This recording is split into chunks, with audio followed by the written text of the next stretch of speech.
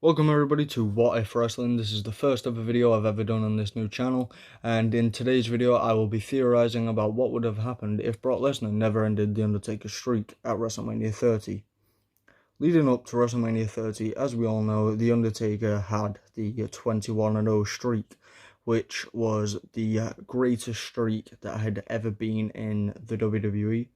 And as we all know, as wrestling fans, we knew that The Undertaker was going to compete at WrestleMania 30, as he was doing every single year, and the year prior he versed CM Punk. But we all fans expected to see the Dead Man at the grandest stage of them all. The opponent of choice for the Dead Man this year was the Beast Incarnate, Brock Lesnar. They had a contract signing which ended up in The Undertaker chokeslamming Brock Lesnar through a table, leaving him laying on the canvas.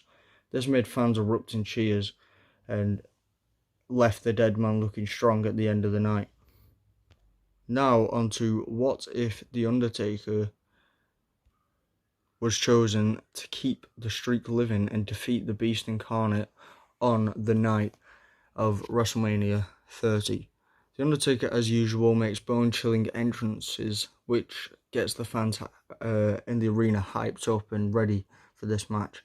Taker made his entrance that included all the opponents' names written on caskets, with Brock Lesnar being the 30th casket, which added more suspense to the match. But what if it really came into reality, such as what if Brock Lesnar had lost to The Undertaker and he kept the streak staying alive and never ended it.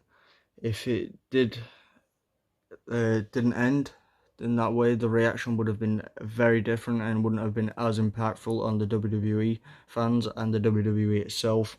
The shock of Brock Lesnar beating this undefeated legend at WrestleMania was shocking for everyone around the world, and it was upsetting for some fans, and some fans weren't sure what their emotion was. They were like too sad to understand how they felt. Most fans were outraged at the end of the day at WWE's decision. Apparently Taker himself chose Brock Lesnar, but he wasn't the first choice. Edge was the first choice in WrestleMania 24, and many others like Randy Orton and even John Cena, but they all declined the huge offer with respect to The Undertaker and his streak.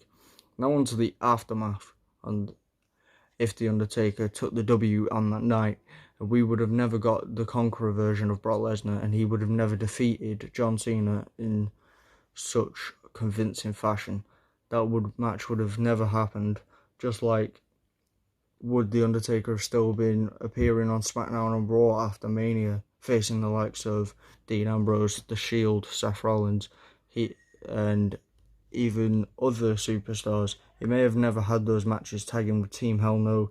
None of us can tell what was going on in this alternate timeline, but that would have been also mean that we maybe would have never got the same Undertaker WrestleMania matches at the same times as we did before, such as we still would have got Taker versus Wyatt at Mania 31, which would have Undertaker would have prevailed again with another win, putting him at 22-0, but in the meantime making Wyatt look strong.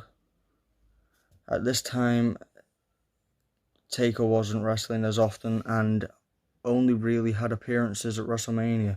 Instead of having the Shane McMahon versus Taker match at WrestleMania 32, we could have had the John Cena Dream match 2 years earlier than it originally happened, which would have created a longer and better match, which would have made Cena put on a great match with The Undertaker, made him look strong, and would have never harmed his career. Cena would have put up a great fight and nearly won the match on multiple occasions, but Taker barely scraped through the victory against Super Cena, which makes them both look strong and doesn't affect either of their legacies. Then at WrestleMania 33, the match against Roman Reigns could have still happened, but with Roman Reigns being defeated but still looking strong due to his big push that he was having currently around this time. Taker would later go on to get his hip surgery and that then he would make a crazy return at WrestleMania 34. In this timeline, Taker never appears or wrestles at any Saudi events, so he is fresher, and then he never nearly dies due to the Goldberg match, which was botched due to a jackhammer. Since we already had the Cena matchup 2 years ago before this time, we then could have AJ Styles face the Taker 1 year earlier, but for this time for the WWE Championship. With a great performance put up by both men, AJ goes on with a phenomenal forearm, misses, and gets hit with a chokeslam, which leads to a tombstone powerdriver, and Undertaker wins the WWE Championship for the last time in his career. Since the Undertaker didn't do any matches in between any Mania events, he's fresher and can afford to take part in a few more pay-per-view matches. Taker walks into Backlash WWE Champion, but drops the belt to his opponent AJ Styles, who gets his redemption.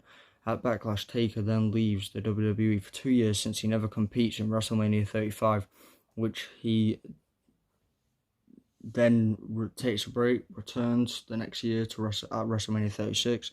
The Boneyard match still takes place due to how good it was, but AJ is no longer the champion at this time after dropping the belt to Brock Lesnar, who then gets beaten by Drew McIntyre for the belt, which starts Drew's big push. Taker goes on to beat AJ again and ends his career with the streak ending at 27-0, meaning the streak never ended and the fans got what they wanted. And important moments of the company still happened. Thanks for watching, subscribe, and stay tuned.